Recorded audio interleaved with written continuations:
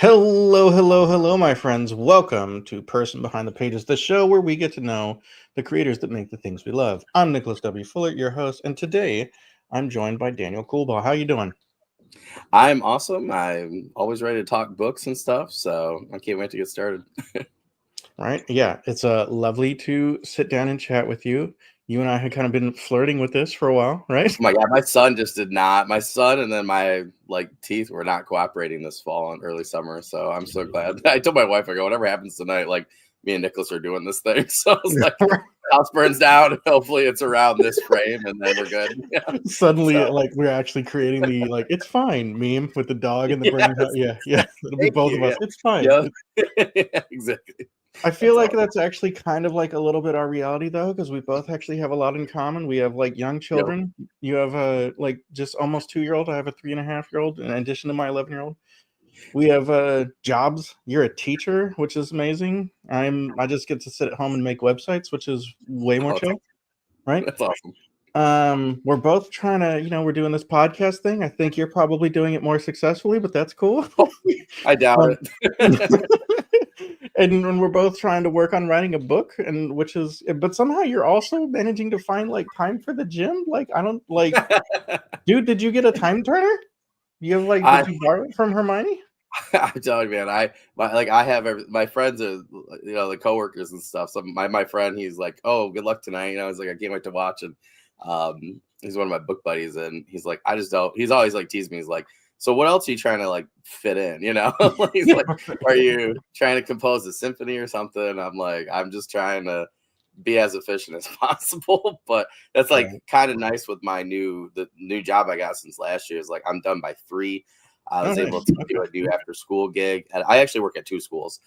So I work at one online, but it's allowed me to be done by like 3 every day and to do Wow. podcasting during the week. So a lot of times now on the weekend, I've been doing way more of the writing. My wife will take my son or for a nap or something. I'll just like been busting out these. I'm just used to writing sprints now. I never used to. I used to like do the word count and stuff, but now Mm, it's just anytime I have 15 minutes, even 5, I'm just like, bam. And then yeah. I've just learned how to compartmentalize, and I can just go right back to where the characters are, what the feel was. And I'm lucky I have been able to gain that skill. I think you have to when you become a parent, and you're trying to Yeah. do everything. I used to just be like, I need an hour and kind of go from there. And I would, kind of build up. But now I just pick up wherever I'm at. Sometimes I do like 2 minutes at a time if I have something. And then by the end of the day, I'll be at 45 minutes or an hour. So yeah, it just like I'm doing those little increments. That's like the gym too. I was like started off like 10 minutes in my classroom at the end of the day. Like people left and I only had 10 minutes, but I was like, I'm gonna do 10 minutes. And then I'd get home, I would do 10 minutes, and now I'm finally back because I had hurt my back really bad. And then like a couple years ago. So it's taken me like 3 years to actually like be able to move and stuff. So it feels really good to do that. But everybody's like, how'd you do this? I'm like, it's just those little time limits. Like I know like Herman Stewart Angle, right, on his greatest podcast in the multiverse was talking to, I think it was Edward Ashton, like Mickey 7 or whatever. And he was saying like he wrote like his first 2 books that way with like 15-minute writing sprints, in a week because he was really slammed too with everything. And I think that I don't know, like that was his advice. So I'm kind of glad that I kind of hopped on to some of those people early. I'm trying to do like the 100 hours thing. So every year I'm just trying to get like 100 hours down until I get to those 10,000 hours. So I just been kind of counting them incrementally. But I don't know, it kind of helps, right? It kind of feels like I'm actually doing something in a day towards Right. goals. So I don't know. That's I just recommend that. Like anything to inch forward, I guess, is kind of like my viewpoint. So Man, I literally okay, first of all, Raphael Chamberlain says go Daniel, which appreciate hey, Raph, Raphael. how's it going? I assume that he is a big fan of your work in the gym. That's probably not just kidding. That makes me I actually printed out like a thing recently that says I am patient with my progress, and I put that up on my wall up above Like like my that. monitor. And I needed it because like especially after talk uh I need to open the door for my dog because she's Yeah. scratching at my door. So hey, take just a second. Dang it, Daisy. Come on. Okay, sorry about that. Hi, Daisy. Yes, hello. She's right. I'm just like praying that my kid doesn't start to scream during the live stream, so don't even worry about it. Right. Hopefully my kids are asleep now, but the dog, you know. Like I would. Yeah.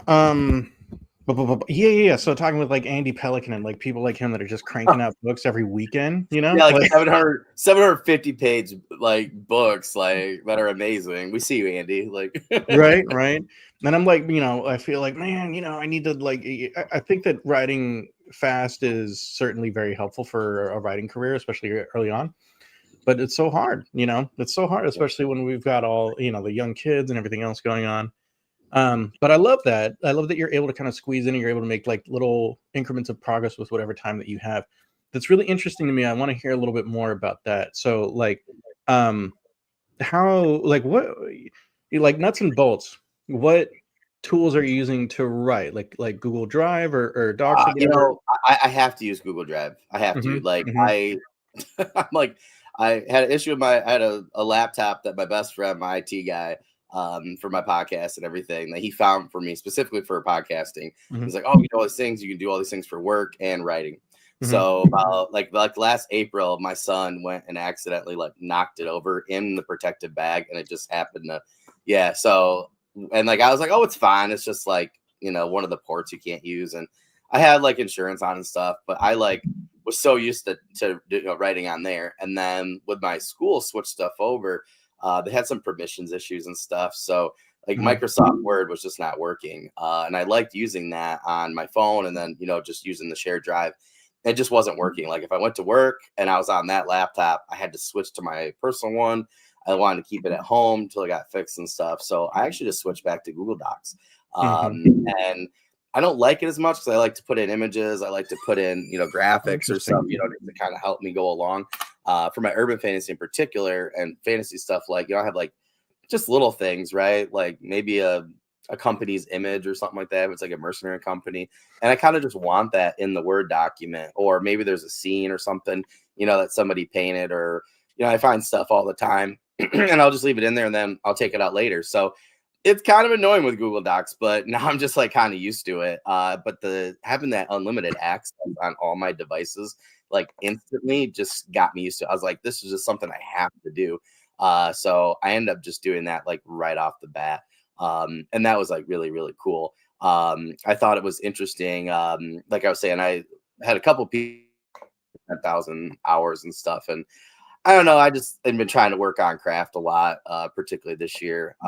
So that's where I actually just use like the notes. And I ended up had a bunch of notes, just like for writing sprints and stuff. And I was like, I'm using Google Docs already. Like, why am I using two different things? So I actually just transferred all those notes for both my working out and writing. Because a lot of times I'll take that break at the gym and I'll just think about different stuff, listen to my music. And I find when I'm active, a lot of those things just come. Like when I shovel snow, I hate snow, by the way, everybody. But when I shovel snow, I have the best freaking ideas for books and like it's nuts. Like my wife was like, "Oh, like that's handy." I'm like, "No, because I hate snow." But it's like one of those things. So I ended up transferring that skill to the gym. So now it's kind of nice. I have a lot of my like thought sessions or something, and I'm working out, and then when I get home later, I'll have my sprints, and then I just kind of do however many I can. But it was nice because once I switched over, like last night, for instance, I just update right there, so I can actually go right on to Google Drive. I'm writing whatever I want. I have everything in the drive. So if I have to go from one, like I have three things I'm always writing. I have my current project that's about to be published. I have something that's fun. And then I have something that, that's like in the works. I'm going to talk about that later. But then I have a third thing that's literally just for fun. That will be something one, right? So that way, no matter my mood, I'm always like moving something forward. And ever since I started doing that, it's been helpful. But Google Drive like saved me because I can do any of that. I can log my, my time in for everything. And I just have basically like, two documents there, whatever I'm writing, and then, keeping track of my stats, so to speak. But yeah, it's been like super, super helpful. So that's pretty much all I've been using, to be honest. And then once I'm ready for that, I will transfer everything back to a Word document. I have to, just for my own sake, because I'm just a Word person. I use it all the time at work and stuff. And Sure. I do like to put, like I said, I like to put the images and stuff. And then like once I prepped my current novella for alpha reading, I just took those things out. But I did use some of the formatting tools and things, to do like my headers and stuff. And I just prepped some of the chapter, things. I thought I found a couple of cool graphics that were free. So I put those, at the beginning of every chapter. And I don't know, it just made it look good and made it feel like a real book. Even though I'll probably go on, and change them later. But I don't know, they seem to work. But yeah, that's all I've really been doing. I used to use Scrivener. I still have an account and stuff, but Yeah. I don't know. I'm kind of went with KISS, right? Like keep it simple, stupid. And Yeah. how it is. Our lives are complicated enough. So I found that eliminating tools actually helped me to get more work done. So that's what I recommend. Right.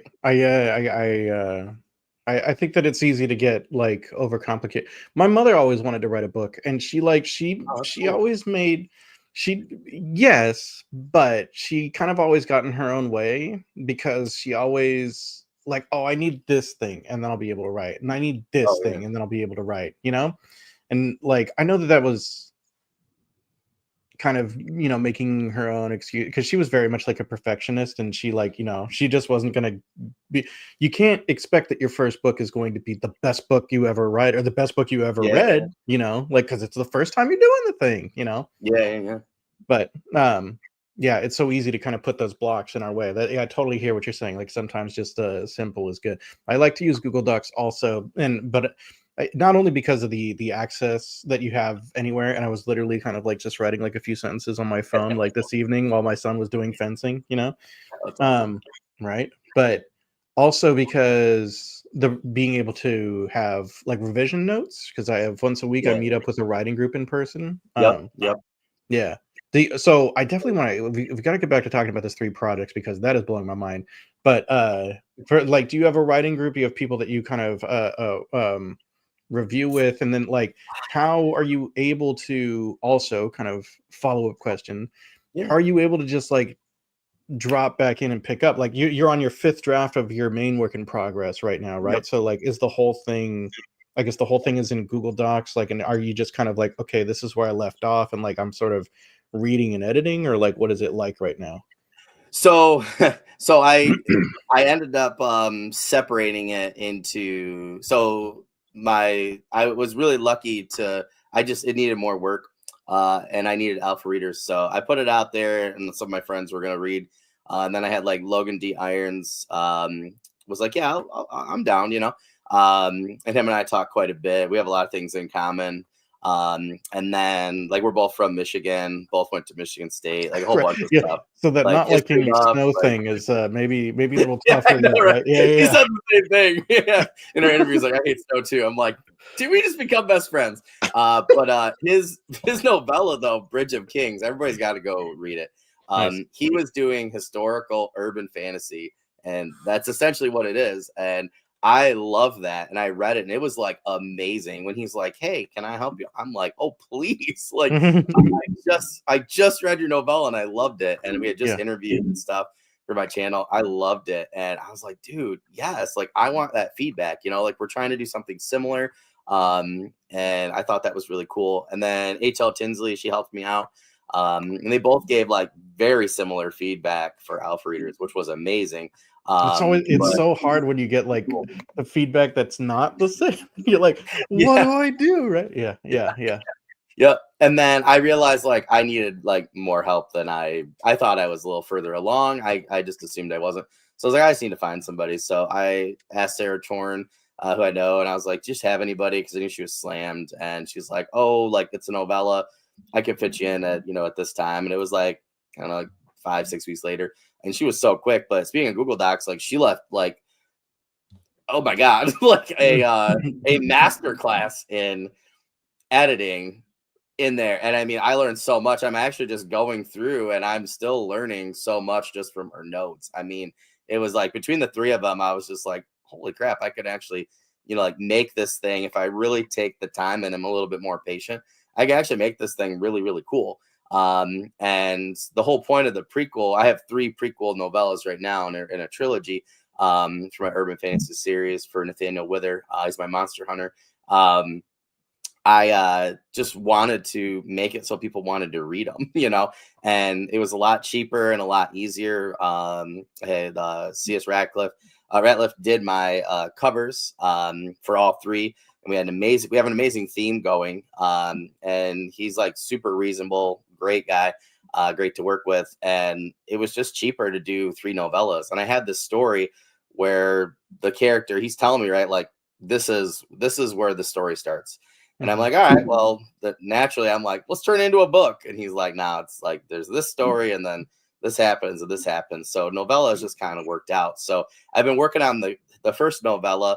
I have the second one, like I pretty much wrote almost the whole thing. I have a bunch of changes. I left it loose because I knew there was going to be a lot of things different, right, from the first one. But I had a character. She told me, like, I'm not a secondary character, I'm a main character.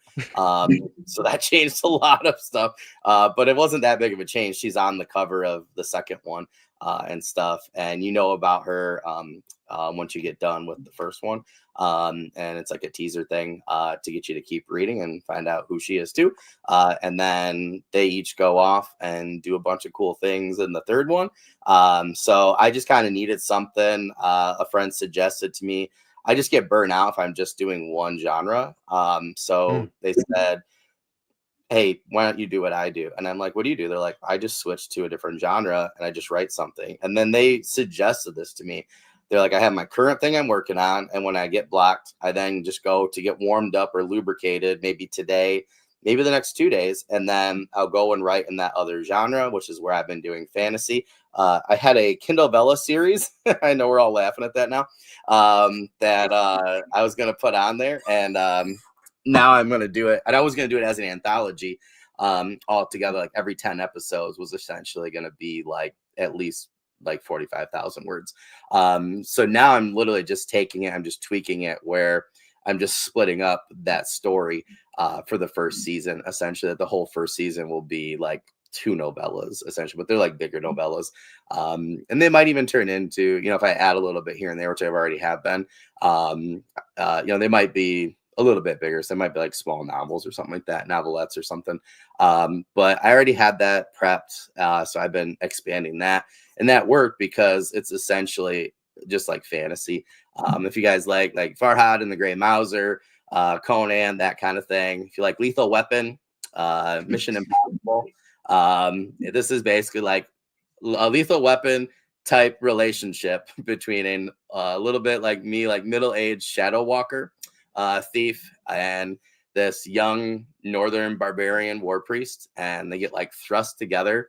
And the series is called Twin Flames, and essentially like the first set of the story is that they're thrust together and these people try to kill them, and they're trying to figure out why, like what's going on, and they end up bonding over it and get into a bunch of hijinks. And then after that, there's some crazy stuff that happens. And then after that, that's where the other ones, like this Mission Impossible style story, starts with them, and they're just like a fantasy version buddy cop thing. So it's pretty fun. And then I have a couple other things that I've been working on. I have just like my fun thing, my third one. I really liked Galaxy's Edge. Book 2 was really good. They had like this kind of like crew going, like a sci-fi D&D crew kind of thing. And it was just like a really cool story. Very different than the first one that those guys put out. But I really liked it. And I was like, well, what if you had like aliens from different things like Star Trek and mash military fantasy together and essentially have like a crew that you have like a human that's in charge or a couple, and then you have some different aliens from like our solar system. And then they get thrust together as like a defense force for us. And they're kind of like a special forces unit that help to solve like different galaxy like issue or solar system issues for us. And you don't ever know that they're there. So there's kind of that Men in Black thing. It's actually set in the same universe as Nathaniel Withers. So it'll be kind of cool. I have a Men in Black style crew that's called The Company. And you'll see them pop up in quite a few things. And yeah, it'll be really cool. So I was like, I kind of went back to that idea as my fun thing. I have a couple of dark fantasies that honestly, if I just focus a little bit here and there and just squeeze them in, I can prep those rough drafts pretty easily. I have a lot of things at like 45,000 words already to 55,000. So I just got to kind of get the final push on some of those projects I did the last couple years. Wow, That'll dude. be interesting. So it's like a mech warrior kind of thing.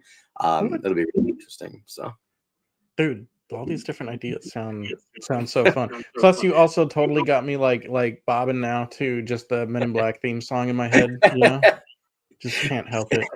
What was interesting is I had a short story. Like, I love things that relate to history and historical mysteries, or just conspiracy theories. I think are just fun for a writer. So Sure.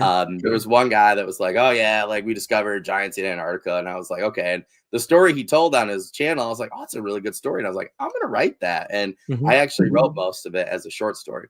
That's actually going to be a lead-in for one of the guys that survives this encounter with the this race of giants and stuff in Antarctica. He's actually going to be one of the main guys in the offshoot books, the company. And Nathaniel actually runs into these partners at one point. And it's just kind of interesting. There was a guy that on TikTok put together some stuff that was interesting with the Aztecs. He's like, what if they were like vampires or something, And there's like, that's where all their sacrifices came from and why. And I was like, God, that's great. So I had an ancient vampire hunting cult. Now I have a modern vampire like huntress who traces her origins to the Aztecs. She'll actually be with Nathaniel at some point. They're gonna get together with a Valkyrie and then kind of like a paladin type guy. I don't want to give too much away for it because it is a newer idea.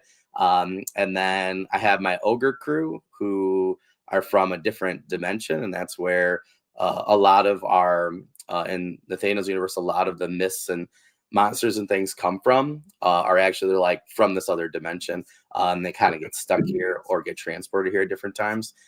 So I like to take things that are just interesting and weird and throw them all together in the same universe. So that's going to be like my Avengers style urban fantasy, where eventually those are a lot of different series I have planned, and eventually they'll all come together and have a Avengers Endgame style like trilogy or a series together and just do some really cool stuff. So Dude, it'll be fun. Super cool. That sounds really fun. That sounds awesome. Yeah, just like wrapping my head around all that. That's so cool. But you mentioned a little bit ago that you got like this Kindle Vella story. Was that already out on Kindle Vella? No, I had prepped. I've literally planned, just so you guys know, which is why I have to do like some sort of series with these guys. Like I have literally planned out like 5 seasons, so that's 50 episodes. I've outlined fully. Nice. I have literally right now I could do the whole first season and just tweak it, and that would be probably at least 100,000 words. So that's where like I just got to figure out where I'm gonna. Maybe I'll just do a little bit more and just split it up and make it like a 3 a novelette set or something like that, or trilogy. But then the other seasons, like I have other stuff I've already written for them. So and I have a bunch, like the entire thing outlined from start to finish. So I'm kind of glad I didn't put stuff on there, because then they would still own the rights for like at least a year and a half, and then there's like a 6 month waiting. Yeah, that's what it was originally, and then there's like a 6 months waiting period. And I'm kind of glad, because that kind of threw me off at first, because I was like, oh, I'm gonna wait, and I was waiting for money for cover and editing and stuff. That's why I kind of put it to the side, and I was like, oh, I'm just gonna wait. And now I kind of feel it's like serendipitous, because it's not a thing anymore. So my buddy's like, you can just literally like prep this now for the the spring, for like next fall or this summer or whatever. I'm like, yeah, that's actually true. So I'm actually just going through. I'm working on finishing draft 5, which is my alpha, my beta copy for Nathaniel Winter, the Hunted.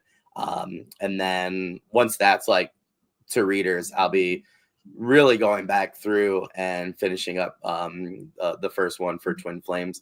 And I'll probably just make it, like I said, like a novel or novelette. But there'll be quite a few of those. I love novellas and novelettes and like short stories and stuff. So I don't know. I'm putting everything into an anthology eventually. I'm going to run a Kickstarter for all of them, so you'll get like a special edition. And then there'll be an option. That's also how I'm trying to option for people to help me out for the. And I've already talked to a couple of voice actors and actresses to do the Audible version and get an audiobook out there. For each of them, like pretty quick. and each one will be separated. So that's just going to be kind of nice with how we're doing that, because then all of a sudden, boom, you have extra products. And it'll be interesting because you can literally just come into each of the prequel novellas, and at any point they are overarching. I'm doing everything 2 years before the first book for Nathaniel. And that one's really fun because for 2 years I've tried to figure out how his first book is going to go, and there was just stuff that wasn't working. And I read an article recently about the Hunter's Moon, and I always wanted to do stuff with that. And I don't know, I just read the article. It led me to some cool sources, and then all of a sudden, like, everything just flowed in one night. So I pretty much have that entire thing like re-outlined. So once I get the prequel, these first 3 prequel novellas done, I'll be finishing that up. But I'm leaving 2 years in between so that I can at any point, I can tell the story at the beginning, but then I can also do whatever I want, basically, like in between. So if people like them, I'll keep doing them. If people don't, then I won't. But it just gives me a lot more freedom to tell those different stories. So, which will be kind of interesting to see where it goes. So many cool projects. Love it. You mentioned, and this got me thinking, I've got like a couple different things to talk about. And the more you talk, the more I'm like, what about this? What about this? But you just said like that kind of that whole idea just kind of came to you pretty quick. And I had a similar experience with like a book idea that I want to write sometime in the future. And like it kind of came to me all in like one day. And I'm like, okay, I've got the very core of a plot for like a 5-book series all right here. I know what how this is going to go. Right. And I feel like that's kind of one of the best feelings of writing. But I've also been like putting on social media lately. I'm like, wait, I think this is the best feeling as a writer. Like, no, wait, I think it's this one. And it's like, just like when you're like editing something and you're like, actually, this is really good. That's so those different moments. So what's sort of your favorite moment as a writer? What's the best feeling as a writer? I gotta say, man, like when I had all 3, I hope they are okay with me saying this. When I had Sarah Chorn, who's just amazing. And I mean, talk about a writer and like an author. I mean, it's like, holy hell. So to have Sarah Chorn, Logan D. Irons, who I loved his, like I said, Bridget King's novella, about the rest of his books after that. I've been like slowly getting through them. And then, of course, like H.L. Tinsley, like, are you kidding me? So all 3 of them said, like, yeah, it needs work and stuff, but like there's something here. And I read it in one sitting pretty much. And I'm like, okay. And like H.L. Tinsley's like, she's like, I normally don't do that. I'm like, that's really cool. So for all 3 of them to get, I know, right, to give like similar compliments, I was just like, oh my gosh. So that really gave me the patience and the strength to be like, I'm gonna like take my time a little bit more. And I'm glad because so one of the cool things I just got to tell people, I'm not gonna tell you why, but I'm gonna tell you, like, at the start of Hunter's Moon, book 1 for Nathaniel Wither, at the start of each of the chapters, there will be a particular song that you'll see the lyrics from start to finish. I can't tell you why, because there are reasons for the songs in the prequel novellas. So if you read the prequel novellas, you'll know why these song lyrics in each book are popping up for different songs, which once I read this article on Hunter's Moon, it's like everything just kind of fell into place. And if I had already written and just threw everything out there, I would have missed this really key aspect of his character and just this really cool, just like overarching theme for him. One is kind of like not revenge, but like redemption, because he makes some pretty crazy mistakes and he blames himself for things. I think we can all relate to that. And he's like trying to do better with his experience now. We're all young and dumb at some point. I still feel like still young and dumb. I definitely feel that way lately. But it's like, it's interesting because if I had not waited, I wouldn't have gotten all these better ideas. And that's where I really wanted like to have everything set, for his early backstory before going into, like book 1. Everybody asks me like, why are you doing these first? Or, why isn't it full books and stuff? And I'm like, sometimes the story is just the story. And I'm kind of just going off of what he's telling me. And he's a very Jack Reacher-ish. Like if anybody's seen The Tracker with Justin Hartley, he's very much like that character. Like they're very similar. I started watching the show. I was like, oh my God, like he could be Nathaniel literally, which is a little bit more Jack Reacher in him. But it was just really cool. And when I watched Jack Reacher for the first time with the Prime show, like he started talking to me more. He's like, hey, that's like the type of character I am. And I'm like, are you sure? Like, and I was like, I'm surprised, you know. And then when I saw Tracker, it, like recently, it really kind of honed things in, and I was like, oh, okay. And I just thought it was really interesting. But those, like consuming that type of media has really helped me, on top of being patient and listening to people that know more than me, which all three of those people I mentioned know way more than me, and gave great feedback. But I also listen to the feedback. That's like the big thing. I tend to listen to people that know more than me.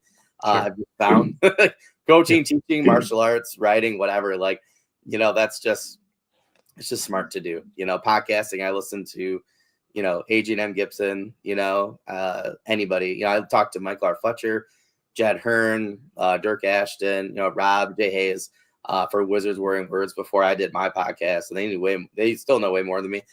So, you know, I think that that's the best advice I can give people is, you know, listen to people that are trying to help you because they're trying to help you. But yeah, I'm glad I was patient, and I'm actually really, really excited to see what people have to say. I'm particularly excited because all three of them said that they wanted to read the novella again once it was done. Oh, wow. Cool. Yeah, right. And I'm like, oh, that's really cool. I've had a couple of author friends. I had quite a few actually. They're like, oh, I can't wait to, you know, to read and review it and stuff. So I think that's just really cool. It's like it's not even out yet, and people are really excited. You know, just to read it and to join in the craft, and that's just really cool. It's just cool to be part of a community that way. Yeah, which keeps me going, I guess. So that's awesome. Yeah, no, I think that's one of the best things about the writing community, like at large, and getting to, you know, I'm sure it's the same for you. Getting like doing the show and starting to feel like part of the community is so great, and like the whole community is so supportive because everyone really just wants more good stories, right? So like everyone's very willing to help each other, whether it is kind of on that podcasting side or the writing side, you know, like well, people, they say all the time, right? They're like, oh, you posted this, posted that. I'm like, I'm only gonna get like 20 people to see your stuff, right? But if I do it every time, 5 times, that's 100 people, you know, that have eyes on your stuff. So, you know, it only takes a few minutes to put a post together for me at this point, you know, particularly with like the thumbnails or, you know, like you had like share me and stuff. I'm like, all right, let's do this thing, you know? So I think if more people do that, you know, and just I click the share button way more than I do the post button. But that's why, you know, and I don't know, I try to help people out with that algorithm as much as possible. So yeah, same. Definitely, like most of my Twitter is just retweets, you know, and so many of it is like Rob J. Hayes, because he's I feel like Rob is like such a influence for like the whole community, especially with his like his monthly you know, indie titles coming, that sort of thing. But yeah. I think about that all the time though. Like I just think about that all the time with Rob, or like with you know, like with Mark Lawrence, like just amazing people who use their, you know, influence in the community or fame or whatever you want to say, right, to help other people. And I hope at one point to be like that and to get to open the doors for everybody, I think is just like, that's like one of my goals. It's just like one of the coolest things to see people do. I know we know some people that don't do that or haven't done that, but to have people, you know, like Mark start and, you know, Spitball and stuff, like I hope to be in that position one day, you know, to do something similar. I just think it's super cool that they both do stuff like that. So did you hear that, Mark? We're coming for you. No, just kidding. Not like that. No, more like I want to grow up to be like Rob. Yeah, right. Yeah. Either one. Yeah. All right. So briefly, I want to go back to the Kindle Vella. Have you heard of Royal Road? Because there are other places that are available for serialization. I think I think it's kind of interesting to me that Kindle Vella never really, you know, picked up, because it's, to me, I feel like serialization is kind of gaining in popularity. I mean, there are definitely like tons of people writing in various ways on Patreon too, you know? Yep. Yeah, well, like I have other things that I'm like, I don't think could, like it could be an anthology one day, right? But I don't think they're big enough, you know, to for me right now, at least, to put them into a novella or something, or they'd be really small novellas. Sure. Like I had this great priestess who's like a young priestess, and she gets thrust together with a goddess who was killed, like her goddess that's killed, and then a bunch of crazy stuff happens. And that's one where I'm like, ooh, like got some cool stuff, but how they've both kind of told me the story so far is that it's to me seeming more like something to put on Royal Road, you know. And I was waiting for Kindle Vell for that one, so that's one that I've like been debating. And then maybe if enough, I've seen a lot of people do that, right? Where then they have better ideas or something, or they'll pull it, and then they do add to it based off the feedback, and are able to make them a little bit more robust for a novel or something like that. So Sure. I've definitely been thinking about that more recently. Yeah, yeah. I think that that's actually going to be the way that I go. I wanted to write something that has like progression fantasy elements, and I was talking to Robin Sullivan, Michael J. Sullivan's wife, Oh yeah, yeah. and Oh, they're great. right, yeah, absolutely I the met best. Michael in person Yeah. years ago. Yeah, I wish Robin had been there, but like, yeah, I met him, and it was just like one of the funniest interactions ever. I had like a book of his, and he's like, "This is book 3," and I was like, "How do I know?" I was like, "There's no number on the spine or whatever." And then I would like to claim that because of my complaint, they added numbers to the spine now. But it was just like he was just so cool. I talked to him like several times at this huge event with like Kevin Hearn. I met so many people. I met Patrick Rothfuss, Brandon Sanderson, Oh dang! Wow. Brian McCullen. Yeah, I mean the indie. I met Pierce Brown. Him and Michael J. Sullivan were right next to each other, and Pierce was like the rookie. It's so funny to me now, like because this is like 10 years ago. Yeah. Yeah, but he was awesome. But I'm so bummed I didn't get to meet her. So maybe one of these days. Yeah. Well, honestly, you could shoot. You could send them an email and ask them about being on the show. I bet they'd be down for it. Oh yeah, I haven't thought about that in a while. So so many people approach me that like I'm like, oh yeah, I can actually like ask people to be on my show. Right. Right. Yeah. That's really cool. Anyway, well, so yeah, I think it's interesting that Royal Road is a thing, and like, yeah, so Robin suggested to me that I get on Royal Road because there's so many readers there, and there's so many people having some success there, and but Yeah. that was a piece of writing advice that I got that I thought was interesting. What is your favorite piece of writing advice? I imagine you've heard quite a bit at this point. Oh man, yeah. Geez. I think the best one I've heard, honestly, is just like keep talking to people.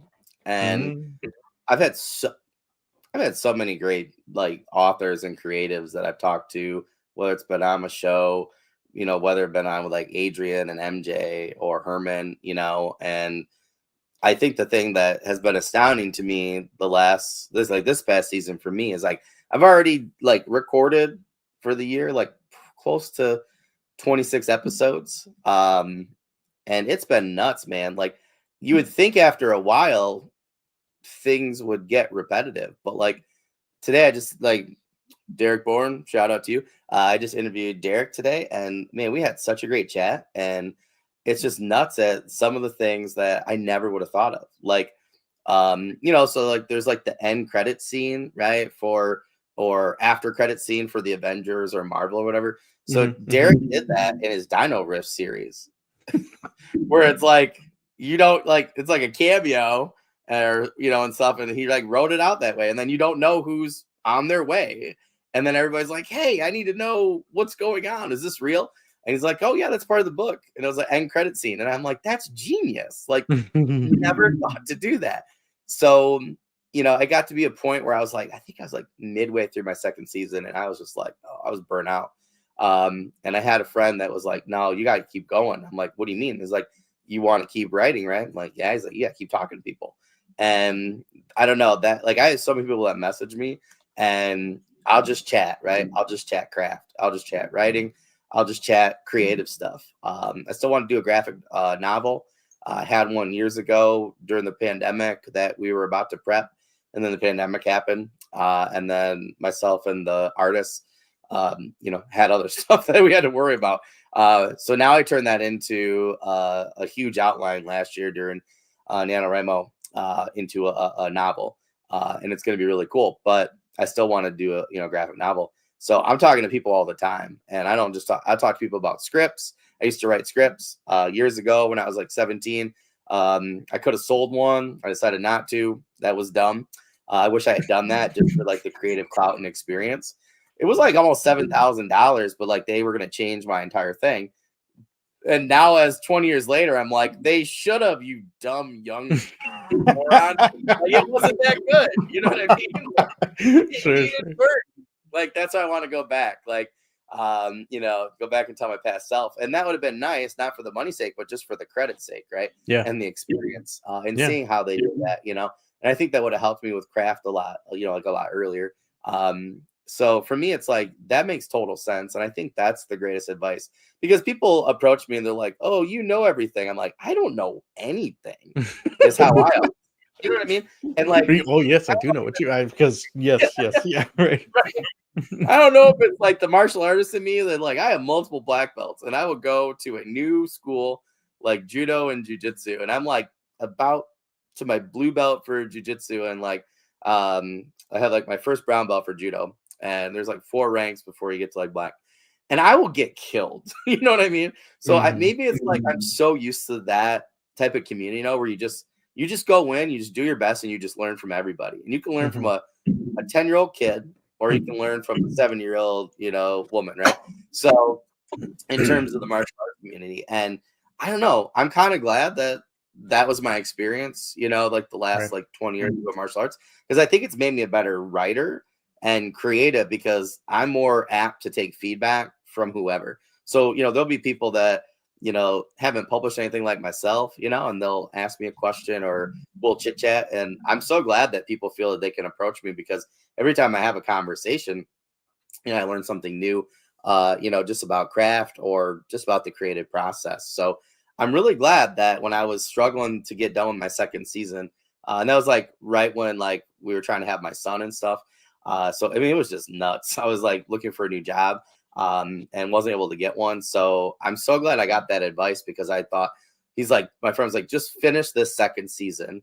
And I had probably like 20 episodes left, but I ended up interviewing like 20 people where I just had, how it is, like just great conversations, and just like changed my thinking. And I completely changed my attitude, took a break. And then from like podcasting for a bit, wrote a lot more, and then was more ready to, and I think in a better place to listen to people again.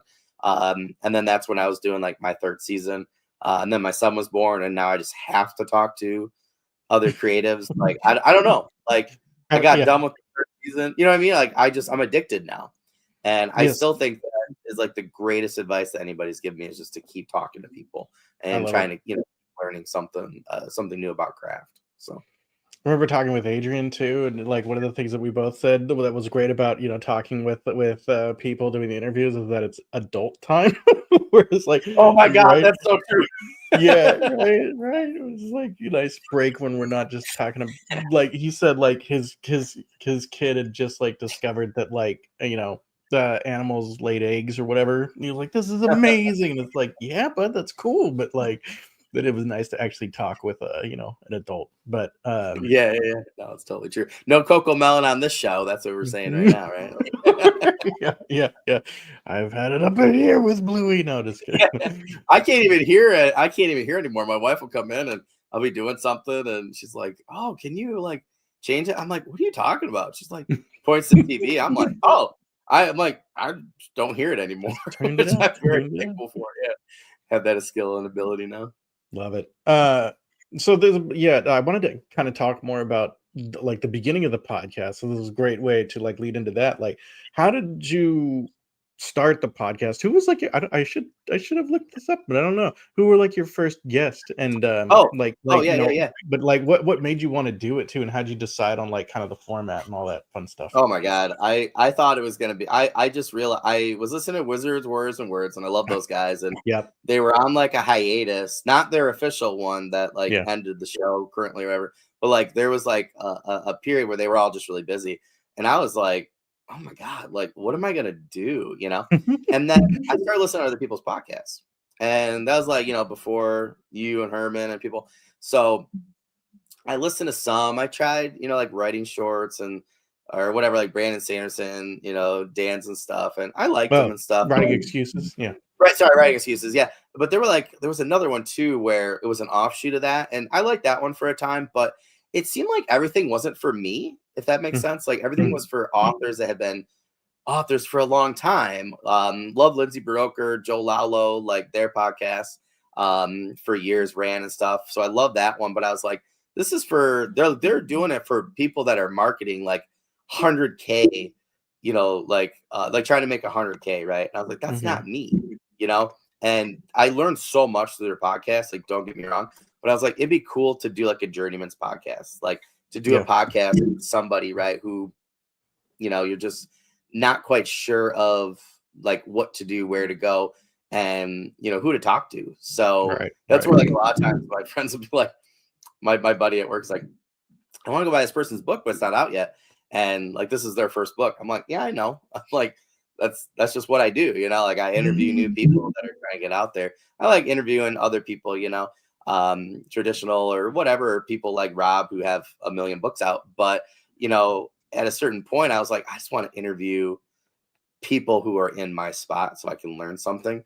And I found that was a pretty cool niche. And then now I have all sorts of newer authors, 1 to 3 books, like messaging me all the time, to try and get that push. And I don't know, I think it's kind of cool to, I'm not like 1,000 subscribers or everything on YouTube, I'm like just over like 530 or something like that. And it's been a long road, but, to me, it's not about the numbers of, whatever. It's just about the amount of friends I can make in the community or, people I help out. So and that was another thing is like 4 years ago, everybody was asking for stuff in the writing community.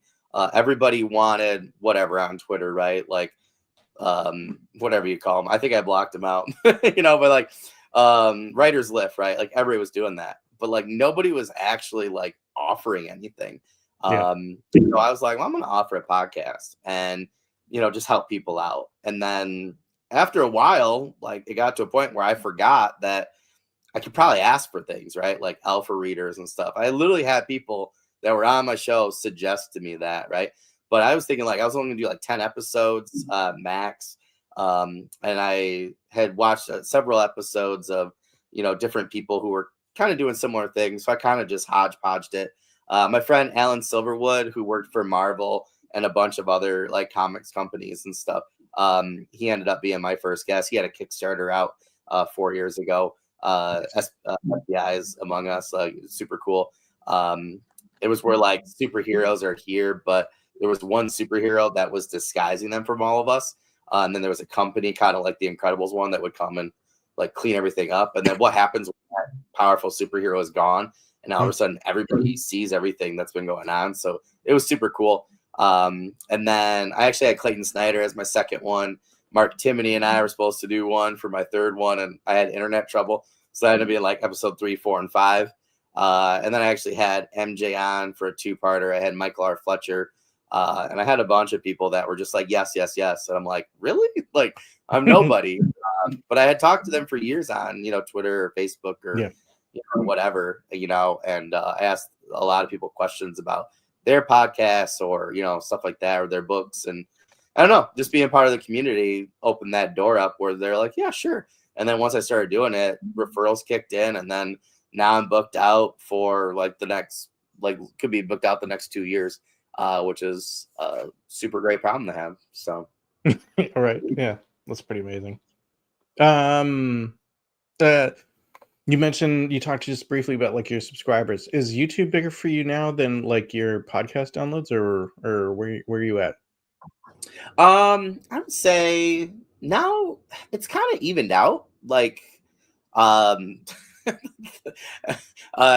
every December, like November, December, I just get crushed. Like it goes back down. And then I was actually just talking to Derek about this because he's gonna be like on for me like April 19th published. So March kicks in and then it always goes like right back up. I do really miss the days where Twitter was Twitter and the writing community was what it was like 2 years ago. Because I'd have like 250 downloads on RSS.com like in one day, and then the next day it'd be like 350. So all my audio stuff used to be a lot better. And then YouTube like ramped up quite a bit, and then they evened out, and then usually one or the other just kind of like flip flopped. For me, the audio channels always seem to be better, but yeah, it was interesting. Like I do have a lot more subscribers now, but ever since the election, like I don't know what it was about it or that time period, because I've only done doing it for 4 years, and I did it right around the start of like the last election. So I didn't really have the same data. One of my buddies was like, that just happens. Like people are just doing different things or, tuning out media, and it's not a you, it's like it's a them sort of thing. He's like, don't take it personally. So I'm like, okay. But he's right? Like as soon as I went back, we looked at the numbers. We always look at the analytics for everything. So once we get back after Christmas, every year that I've done it, it just ticks back up. And then for whatever reason, people are out springtime, driving, walking, whatever, right? Yeah, it always just like kicks back up for me, which is kind of nice because then summer hits and it kind of evens out again. But for me, like March, April, and May, it always shoots up for whatever reason. But yeah, I used to shoot for like the subscribers views, but now I'm just shooting for number of guests. Essentially, I'm just trying to get a wider variety. And I have like comic book artists, writers, Kickstarters. I have game designers. I'm actually going to PAX this weekend in Philly, PAX Unplugged. So I'm hoping to meet Chris Perkins on Sunday. Going to miss Matt Mercer and Ashley Johnson by just a hair on Friday. But yeah, it'd be interesting to try and I have my cards, and it'll be interesting to try and get some of these, different game design companies and, different people to see if they want to come on and kind of try and branch out. I just do a lot of authors because that's who wants to be interviewed. And that's what, audience seems to want. But I wanted to do fantasy and sci-fi community so that I could have anybody on at any point, not just writers, but yeah, just so everybody could learn from each other within the whole community. So that's pretty neat. Yeah. I talked with like a couple people that were a little different early on. I talked with one guy that was like a StarCraft 2 shoutcaster. Oh, that's cool. Right. That's right. awesome. Kind of neat. Yeah, it's fun to like we get this freedom. We can go talk with like whoever that we think is fun. One of my you were talking about how like sometimes you get the interviews that are just like fun and they kind of you don't know what to expect. So there was one person I spoke with that is like a sci-fi horror author thinking like aliens, right? Mm-hmm. But they, in addition to that, they're a legit astrophysicist and like, oh, that's cool, right? Teaches classes on astrobiology. So of course, like our conversation, I just like geeked out with them the whole time and talked about like where are the aliens, Yeah. Great Oh, times, that's cool, right? Yeah. Well, that's the kind of thing though where you're like when you say that, right, and then I always go down that rabbit hole with research then or something. I don't know. Right. That always that's the kind of thing that I'm like, oh, that's really cool. Like, and then I kind of go from there, and yeah, it just makes my writer brain go nuts, and I always get a cool idea from it. Yeah, it's absolutely. Awesome. So you've got like a few different projects in like a few different states. I think the Hunted story is going to be like the first one that is going to be coming out here soon, right? Yep. And you mentioned Kickstarter not that long ago. So what is it like? What's your overall launch strategy? Tell me all the things that you're doing so I can learn from you, Daniel. I am copying Adrian M. Gibson's because you could do a lot worse than doing that. Yeah. Oh my God. Yeah. Oh my God. Like he was so detailed. So this is what I call like my soft launch period, right? Like I'm just getting on and talking to, whoever will have me, right? So I'm getting all my episodes recorded by the end of January because February, March, I'm literally going to make sure I have 8 to 10 weeks once I'm like fully done with everything. And I want to make sure like this novella is good to go before I set like everything up fully. And I want to really make sure, even though it's just my friend and I are like, it's just a novella, but I can't remember if I think I was talking to like Lee Conley. He's like, who cares? Like it's your first project. Yeah. He's like, so you want to make sure, you're doing everything, how it should be done. And I'm using this as like training wheels, for everything else. And I was like, yeah, that's a good point. So we're going to do 8 to 10 weeks where literally I'm going to go on any podcast that will take me. And then I'll be putting stuff out on my channel as well. The new logo for Nathaniel Wither series is going to be done really soon with my artist, Caleb. He's amazing. You guys go check out my other stuff on my website, Facebook, Instagram, whatever. Like, he's just amazing. And I'm really excited. He did my podcast logo too, which just, he blew it out of the water. So I can't wait to see what he has. So we'll be putting up, like, I have a book trailer. I have 2 actually. That'll be coming up during that time with the new year. But yeah, I'm copying Adrian's because I actually even copied like some of the people that I had not seen their podcasts or even, like really saw their handles or anything in places. So I literally just started following them, and I now have a huge comprehensive list on my phone. I just take notes when I see somebody, and then I do some research, and I have them separated. I have authors like, that like are approaching me. They're like, hey, I just want to help you out. Like, I just want to read, or this sounds interesting. Like, where can I buy it? Send it to me, whatever. So that's really neat. So I've just been writing everybody down into 3 categories. I got book reviewers, I got friends of mine, like authors and creatives, separately, as well as people that, booktubers, podcasters, stuff like that. And I'm basically getting everything prepped so I can just like send out like mass emails to them, saying like, hey, this is going to be out this time. So once we have all the dates and everything's formatted and everything will be official. We're going to do 8 to 10 weeks out. I say 8 to 10 because it depends because I am a teacher. So it does have to be before like the end of my school year. And I want to launch before that. So that way all summer for those 2 months after, I can also be on podcasts, things like that, and talk to reviewers after they've read the book, interview them. And then, I'm hoping to kind of try to avoid as much as I can that 2-month slump after release. So I'm going to try and keep it going. I already have novella 2 pretty much done. I'm just waiting on the final things for the first one, so I can just make those changes for the second one and send those out. I know exactly what I want to do for the third one. The only thing that's going to be different are my main 2 characters, essentially. But I have all the plot and everything. So once this first one's officially done, I'll just make those changes for the second one, send it out to alpha readers, and then go through the beta and editing processes. So I'm hoping to have them out 2 months apart for each of them, 2 to 3 months. So that way next year, all 3 will be out. And then it's crazy to think already, right? Because it's not 2025 yet, but 2026, I'll have that first book already done as well for Nathaniel. In between there, this upcoming year too, I'll also have Twin Flames out for the first novella, probably by like next fall. And then I also have another novella that's just a fun dark fantasy that'll be somewhere in between there as well. So. Dang, man. Yeah, got it lined up. And yes, you can definitely, Adrian M. Gibson is a good model. But you mentioned like a Kickstarter. Where in all that does the Kickstarter fall? Is that the way you're gonna like initially launch it's gotta fall in the fall for me. So that's where we gotta have everything done. I say we, me and my team. So we gotta have everything done and ready. So that like because like for me, October, November is like crazy.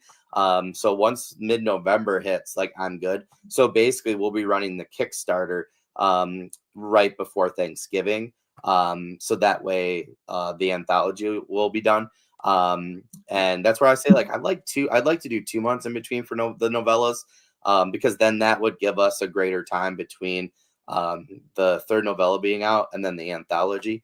I have talked to some amazing people already in terms of, like I said, the audio book, but also just like the cover art and different stuff. I don't want to say anything right now, but the person that was interested a while back, this is why I'm doing things so far out in advance, because if this person is interested in doing the cover, like game over, everybody's going to want it.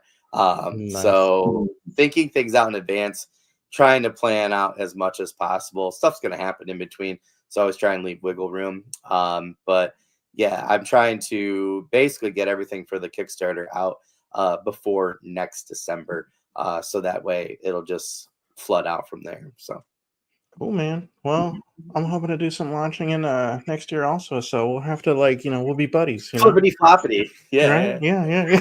It's awesome. Yeah, I can't wait. Yeah, that's awesome. Well, all right. We've been talking for like an hour, so I think this is a good place to kind of wrap things up. first of all, thank you for joining me. This has Oh, been thank you. delightful. It was really fun. Yeah. And where can people follow you online? And where can the podcast, So everything, we all are, the things? yeah, we're overhauling my author site right now, and we hit a snag with WordPress. They're being weird with my my .com. I bought I like bought it specifically, and they like won't let me have it because I bought it with a different email. So I'm like in cahoots with them right now. So if you go to Facebook and just look for author Daniel Coolbaugh, just follow my Facebook page for now for author stuff. You can find me anywhere. For I always just use the initials. So for the podcast, you can just go TF SFP and just find us there. That's at Twitter. That's Blue Sky. I'm on there as well as author Daniel Coolbaugh. I'm on Instagram. So if you go to one, you can actually find everything. And then you guys can always go to any of the websites. And yeah, I just throw everything together. That way it's nice and easy. So, but I'm on author Daniel Coolbaugh for mostly everything. So Perfect. Yeah. So if you're listening and you haven't already followed him, go follow him. Go follow him. Find out about the novella when it comes out. You got check out the podcast. It's good stuff. Love all his interviews. And yeah, thank you, everyone who's watching this. Appreciate all of you. And again, thank you, Daniel, and for Daniel and for everyone else, of course. As I said, thank you. And if no one's told you today, you're an absolute legend.